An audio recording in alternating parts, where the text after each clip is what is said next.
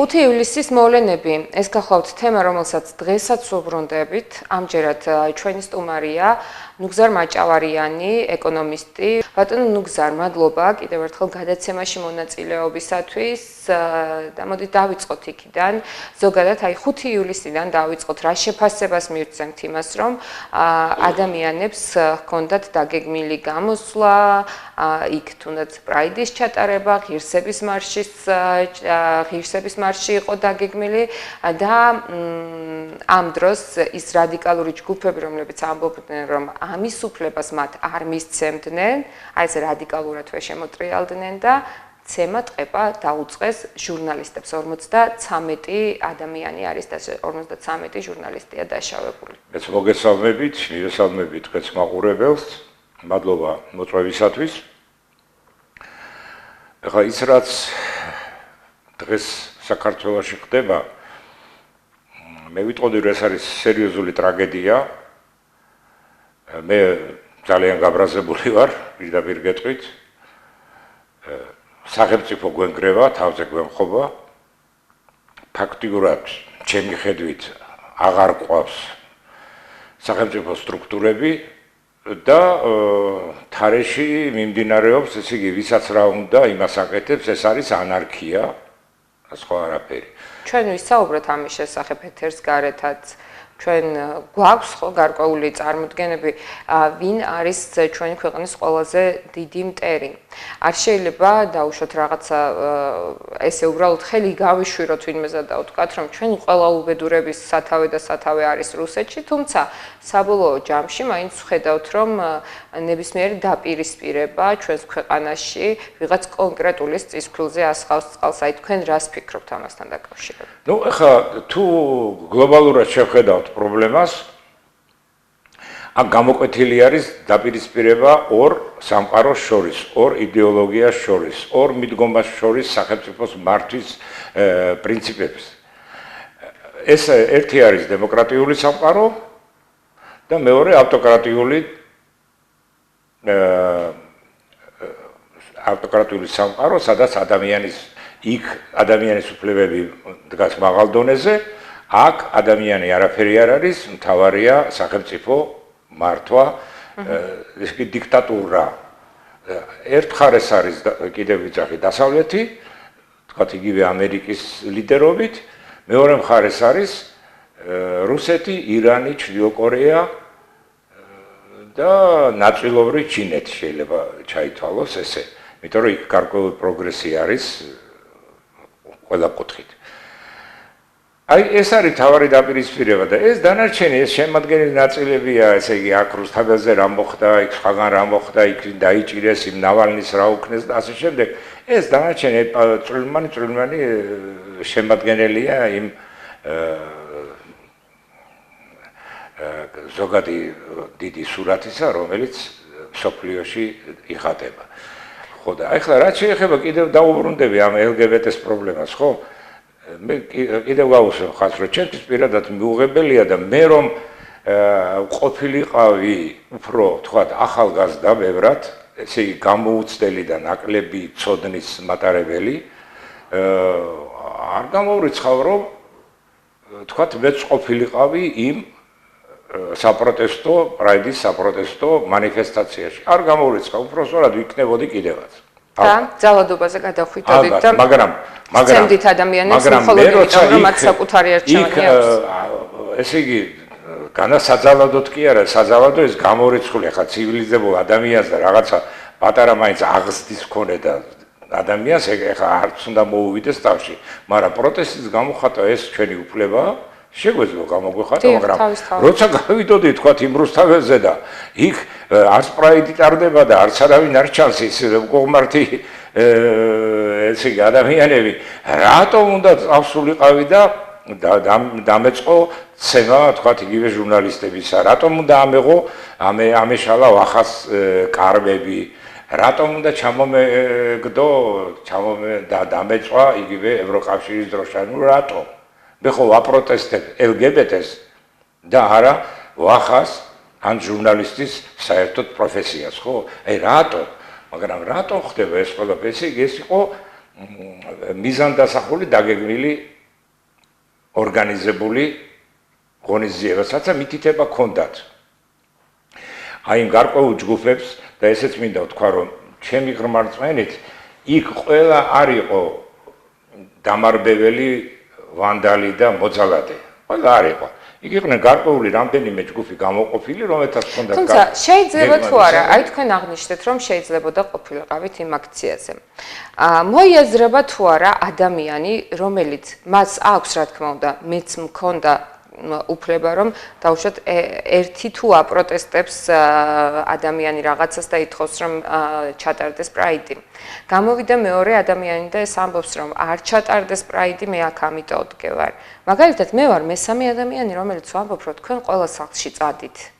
აქ მე უნდა ვიდგე და ამის სრული უფლება მაქვს ისე, რომ ამათი თავისუფლება არ შევზღუდო, მე მაქვს თქმის უფლება ამისა.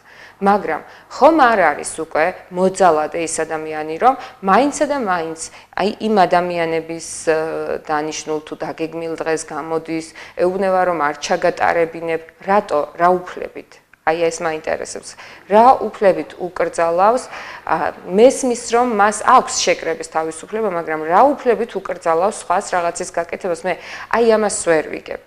კატეგორიულად შეიძლება გავემიჯნო და უშუალოდ ამ შემთხვევაში ერთ მხარეს, მეორე მხარეს, მოძალადებს, ძალადობას მით უფრო ვემიჯნები, მაგრამ მე არ მაქვს უფლება, რომ ნებისმიერ ადამიანს მოუთხოვო ის არ გამოვიდეს გარეთ და არ ჩაატაროს, არ ისარგებლოს თუნდაც შეკრების უფლებით. რა საკვირველია გეთახვევით ახლა კონსტიტუცია მთავარი კანონი ხო ჩვენი და იმ კონსტიტუციით ყველა მოქალაქეს საქართველოსი აქვს თავისი უფლებები და მოვალეობები.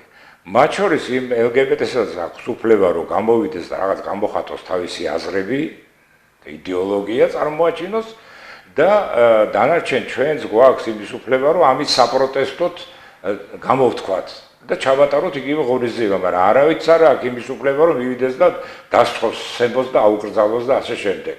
ხო? ესე იგი, საქმე რა შეიცით რომ ცივილიზაცია იქამდე მივიდა რომ გამოიკვეთა ასეთი მიდგომა. ჩემი თავისუფლება იქ მთავრდება, საცაიწყება სხვისი უფლებები. ესე იგი, მე როგორ თავისუფალი ვერასდროს ვერ ვიქნები თუ არ ვაღიარე სხვისი თავისუფლებაც.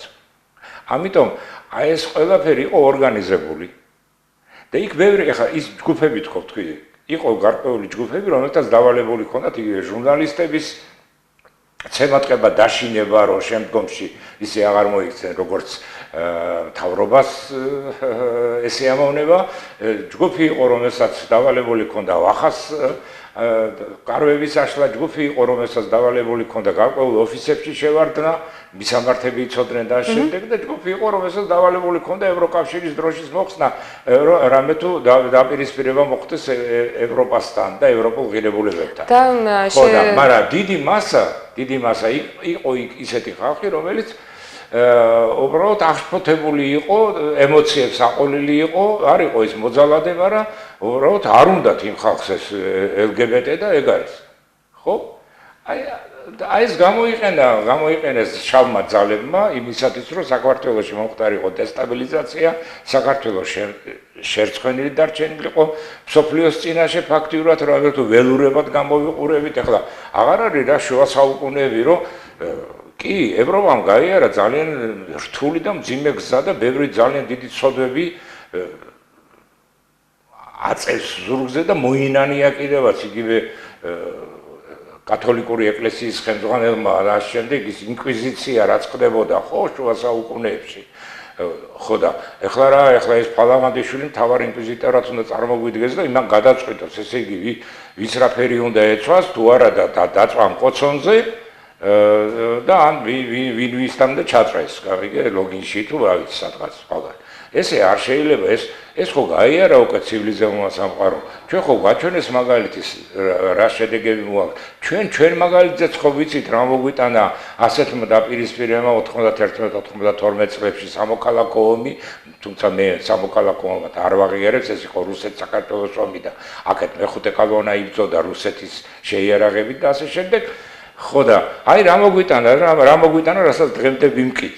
და ვერ დაგვილაგებია სახელმწიფო და ისევ გვირევენ და ისევ გვიპირისპირებენ და ფაქტიურად სახელმწიფოს კარგავდა მე მაგისთვის არ მიცხოვრია, მაგისთვის არ მიბრძოლია, მაგისთვის არ შემიწირია ჩემი კარიერაც, კეთილდღეობას და ამ შემდეგ. მე მინდა საქართველოს დემოკრატიული ქვეყანა, სადაც ადამიანის უფლებებს პატივისცემენ, სადაც უზენაესია კანონი და ყველა მორჩილია კანონისა, სადაც არ არის კორუფცია, სადაც არ არის ქრთამი, ქურდობა, მამაძაღლობა, ბანდიტიზმი, ძალადობა და ასე შემდეგ. აი ესეც საქართველოს მინდა და ასეთი მინდა ჩვენი მომავალი თაობებისათვის.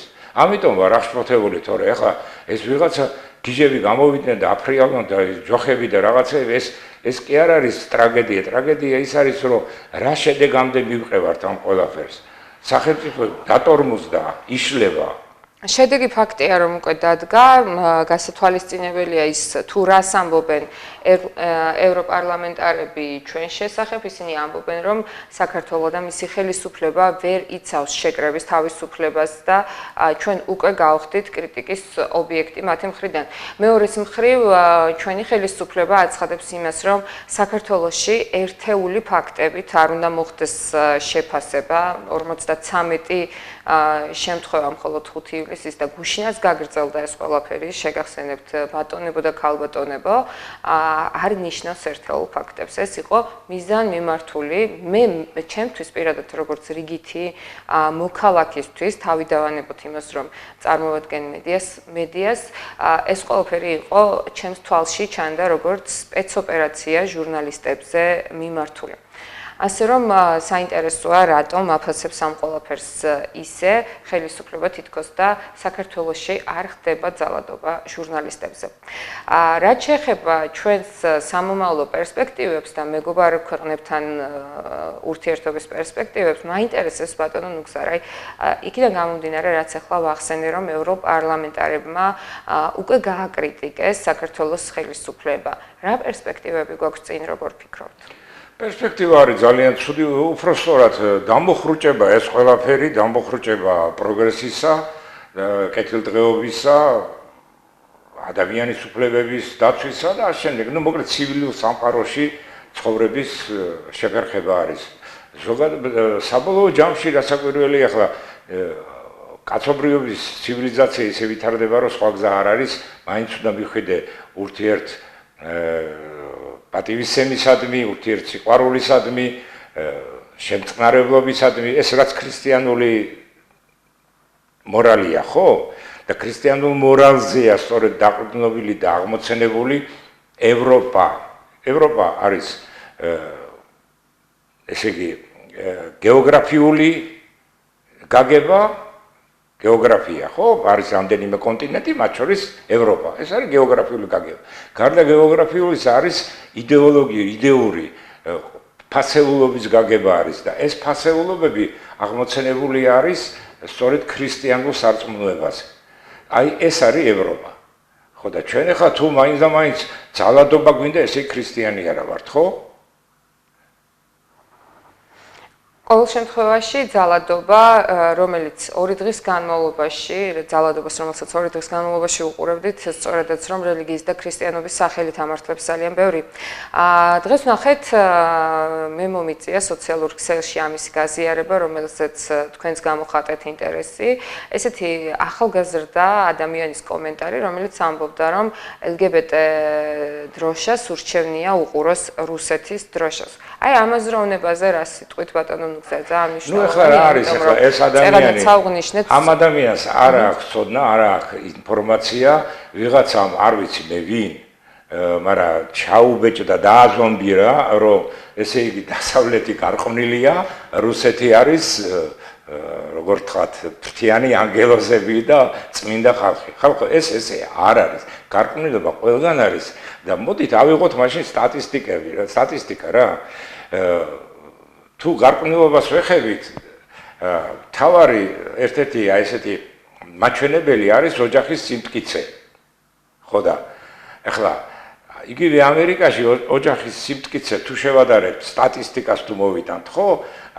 იგივე რუსეთის ოჯახის სიმტკიცე რუსეთში 15-ჯერ უფრო მეტია გაყრები ოჯახის ნგრევა ვიდრე ამერიკაში, ხო?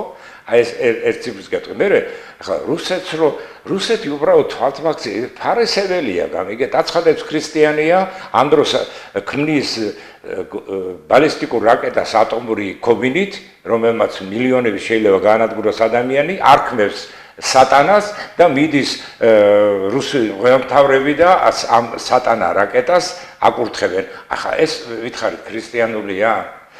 რუსეთი ებრძვის ქრისტიანულ სამყაროს გარშემოს, მართლმადიდებელ სამყაროს ყველას ებრძვის, უკრაინა, საქართველო და შემდეგ. რატო? იმიტომ რუსის ბუნებაშია რომ დაიპყროს, გაიმორჩილოს და ვითომ რაღაცა სიკეთე შეიტანოს, თვითონ არა აქ ეს სიკეთე და სხვას როგორ უნდა შეუტანოს. რაც შეეხება ისევ გარყვნილობას, ხალხო მოსკოვში არის ნაგინას მოედანზე, ეხლა ნაგინა ქვია ისევ თუ არა არ ვიცი, მაგრამ ნაგინას მოედანზე არის პლევნის, ეს ბრძოლა იყო პლევნაში, გმირთა მემორიალი. აი იმ გმირთა მემორიალთან ყოველ საღამოს ჩაბძანდით და ნახეთ. ყოველ საღამოს ოფიცრებს მიყავთ სამხედრო სასწავლებლის კურსანტები და აქირავებენ. ბიჭებს აქირავებენ. ხო და ხა ვიზე ლაპარაკობენ რომელი რაღაც მორალის დაცვაზე და ასე შემდეგ. ნუ ძალიან ბევრი ფაქტი შემიძლია მოვიყვანო, ახლა მე აღარ და მინდა ვთქვა ერთი რამე კიდევ. რატო დაუპირისპირდნენ ჟურნალისტებს? შეკაიკაცო, მოხედი LGBT-ს გასაპროტესტებლად და არ დახვდა ის LGBT და ჟურნალისტს რატო ურტყავ თავში? რატო უკრძალავ გადაღებას? მე გეტყვით რატო უკრძალავს გადაღებას? იმიტომ რომ იმან ქვეცნობიერად იცის რომ დანაშაულს ჩადის, უმსგავსოს აქციას ჩადის და არ უნდა როგეს გახმაურდეს, გამიგეთ, რომ ხალხმა გაიგოს თუ რა უმსგავსობას ჩადის. ამიტომ უშლის, უკრძალავს ოპერატორს რომ გადაიღოს ეს ყველაფერი და ამიტომ ურტყავს ჟურნალისტს. მაგრამ ის თუ კი მორწმუნეა, ეს მოძალადე ადამიანი, ჯერ არ უნდა იძალადოს ქრისტიანმა, მაგრამ თუ კი მორწმუნე არის, ხო? იმან ხო ისიც უნდა იცოდეს, რომ ამას რო დაფარავს ოპერატორს რო აუგზავნავს კამერაზე არ გადააღებინებს თავის უმსგავსობას.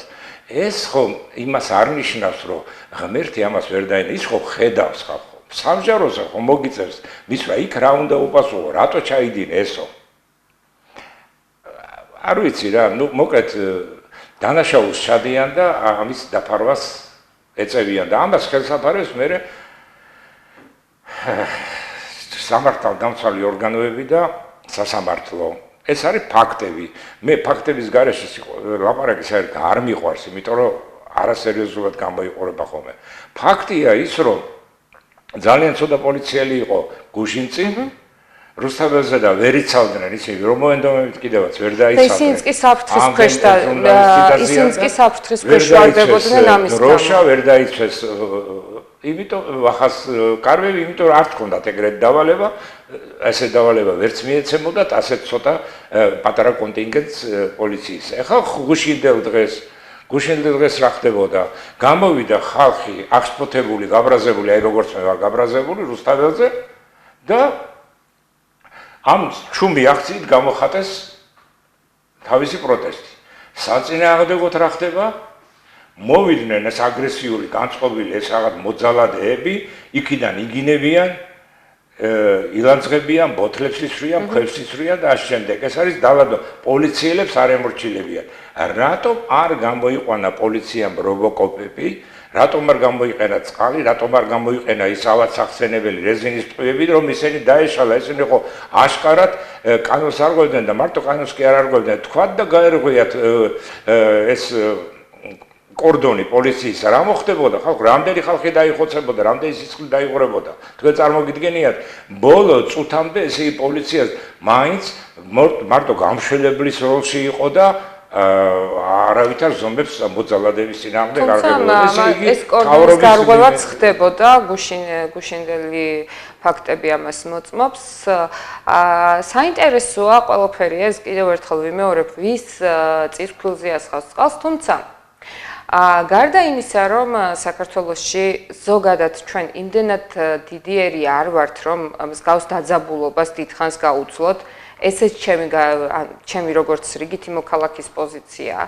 გარდა ამისა, ჩვენ უკვე დავკარგეთ დობა საერთაშორისო ჩვენ მეგობარი ქვეყნების თვალში იქიდან გამომდინარე რომ რამდენიც არ უნდა ვამტკიცოთ რომ მივდივართ დემოკრატიისკენ ძნელია ამას სიტყვაზე გვენდოს ვინმე როდესაც ქუჩაში გამოსულ ადამიანებს ქუჩაში გამოსულ მედიის წარმომადგენლებს რომლებიც არც ერთ მხარეს არ წარმოადგენენ უბრალოდ დგანან და აშუქებენ პროცესებს თავის მოვალეობას ასრულებენ ძნელია აი ასეთმა ქვეყანამ ილაპარაკოს დემოკრატიაზე და ეს ჟღერდეს დამაჯერებლად. გარდა ამისა, არ შემიძლია არ კითხოთ თქვენ როგორც ეკონომისტს. კარგად გესმით, რა თქმა უნდა, რა მდგომარეობამდე მიდის მსგავსი დაძაბულობების დროს ჩვენი ქვეყანა.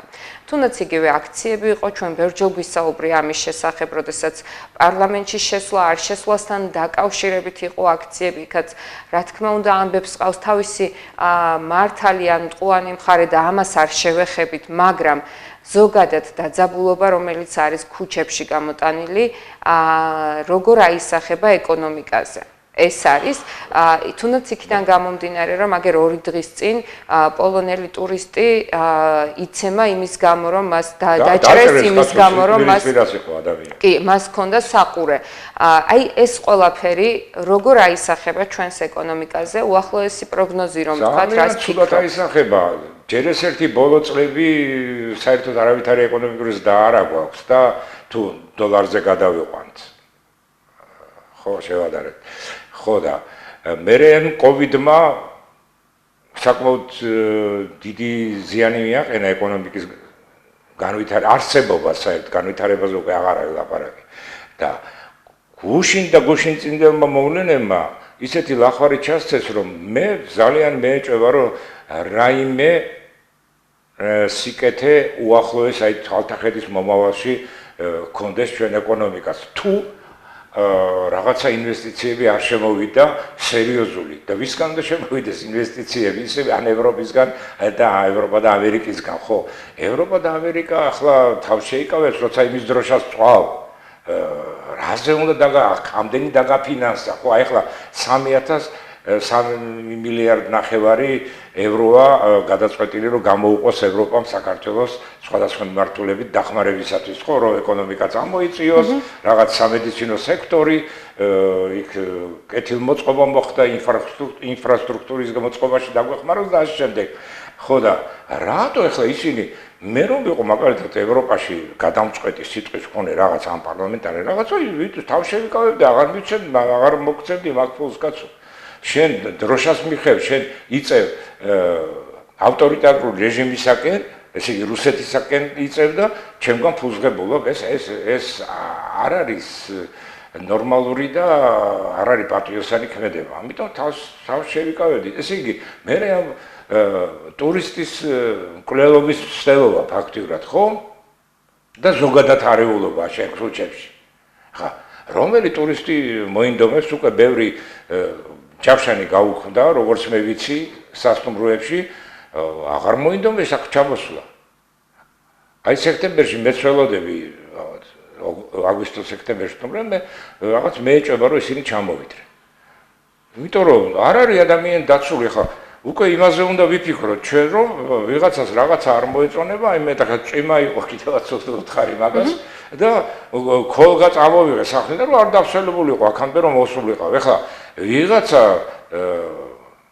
მაიმუნი რომ არ გამოიაროს და იმის გამო რომ მე ქოლგა მიჭირა შევორაცხო მომაყენოს და ასე შემდეგ ეს ხო საშინელებაა ხალხო ხო და რაზე უნდა ვიფიქროთ რომ იარაღი ჯიბეში ვიაროთ ხო ამის მერე რომ ის თავდაცვის საშუალება გქონდეს ისე კანონი უნდა უნდა გადაიხედოს და ალბათ უნდა მოგცენ უფლება იარაღის ტარებისაც აი რა ვიცი რა გითხრა მოგეთ ხელისუფლება ვეღარ მართავს ქვეყანას ეს ქმნის დიდ საშიშროებას იმისა რომ სახელმწიფო თავზე დაგეხოს ეს არ უნდა დაუშვათ და მაგრამ უნდა გავაკეთოთ ეს ყველაფერი მშვიდობიანი გზით და არა შეიარაღებული დაპირისპირებით, რის საფუძვლებსაც ახლა ფაქტიურად ხედავ და იკვეთება ეს ყველაფერი, შეიძლება მოხდეს თუ ესე გაგრძელდა, ეს არ უნდა დაუშვათ, უნდა მოახდინოთ აი შემოდგომის არჩევნებზე, უნდა შეიცვალოს ხელისუფლება და არ უნდა იყოს ერთპარტიული ხელისუფლება, უნდა იყოს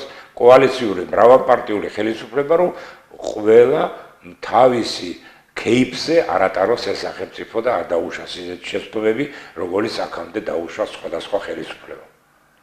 უღრმესი მადლობა ბატონო ნუგზარ, თქვენ ძალიან საინტერესო მოსაზრებების გაზიარებისათვის მე ვადევნებ, როგორც უკვე გითხარით, თქვენ სოციალურ ქსელს თვალს და შესაბამისად ვიცოდი, რასაც ფიქრობდით, მაგრამ ძალიან მნიშვნელოვანია, რომ ბევრი ადამიანის ხმა გაჟღერდეს, თუნდაც ტელევიზიებიდან, იმის შესახებ, თუ ვინ არის უმრავლესობა. ბატონებო და ქალბატონებო, როდესაც თქვენ წერთ სოციალურ ქსელში, რომ ხართ უმრავლესობა და თქვენ უნდა გადაუწყვიტოთ სხვებს, რა ჩაიცვან, რა შეჭამონ, როდის გამოვიდნენ გარეთ, თქვენ არ ხართ უმრავლესობა.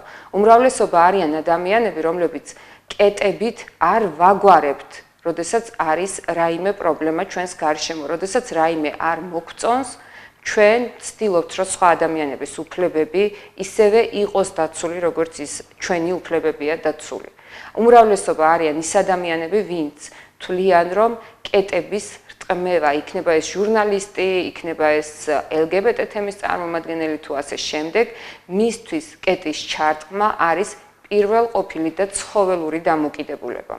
ასე რომ, როდესაც თქვენ ამბობთ, რომ უმრავლესობა ხართ და თქვენს ჭკუაზე უნდა იაროს მთელმა ქვეყანამ, კარგი იქნება თუ ამაზე დაფიქრდებით, რომ უმრავლესობა არიან სწორედ ნეიტრალურად განწყობილი ადამიანები, ვისაც უბრალოდ მშვიდ ქვეყანაში ცხოვრება გვინდა. მადლობა კიდევ ერთხელ ბატონო ნუგზარ. ბოლოს კიდევ მინდა მიმართო და მოუწოდო მსმენელს, ნუაყვებით ემოციებს, ხო? ამუშავეთ თქვენი ტვინი, გაიაზრეთ რა ხდება. რა შედეგს მოიტანს ეს ყველაფერი ქვეყნისათვის და ნუ დაუშვებთ ისეთ ქმედებას, რომელიც ჩვენს სახელმწიფოს, ქართულ სახელმწიფოს, რომელსაც ესე ველოლიავებით, ხო, დააზიანებს, რომელიც სახელმწიფოს ინტერესებს დააზიანებს ქართულ სახელმწიფოს. ამაზე იფიქრეთ. კიდევ ერთხელ მადლობას გიხდით და დაგემშვიდობებით. მადლობა თქვენ.